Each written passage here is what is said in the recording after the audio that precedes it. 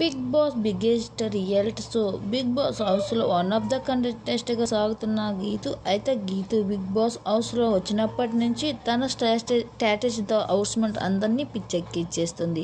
అలాగే బయట ఉన్న వాళ్ళు కూడా ఏంట్రా ఈ అమ్మాయి ఇలా ఆడుతుంది అంటూ ఒక్కొక్క సమయంలో అసహ్యానికి గురి చేసింది గీతు.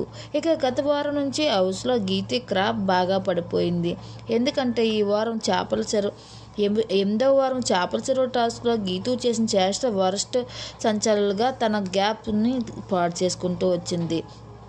ఎంతమంది చెప్పినా నేనింతే అన్నట్లుగా మాట్లాడుతుంది. దీంతో ప్రేక్షకులకు కూడా బాగా చిరాకు వేసింది. ఇలాంటి అమ్మాయి బిగ్ బాస్ హౌస్లో ఉండకూడదు అని అనుకున్నారు ఏమో తెలియదు కానీ బిగ్ బాస్ హౌస్లో గలాటే గీతు మంచి ఓటింగ్ అంతా జరిగేది. కానీ అఫీషియల్గా గీతకు ఓటింగ్ తగ్గాయి అని చెప్పాలి.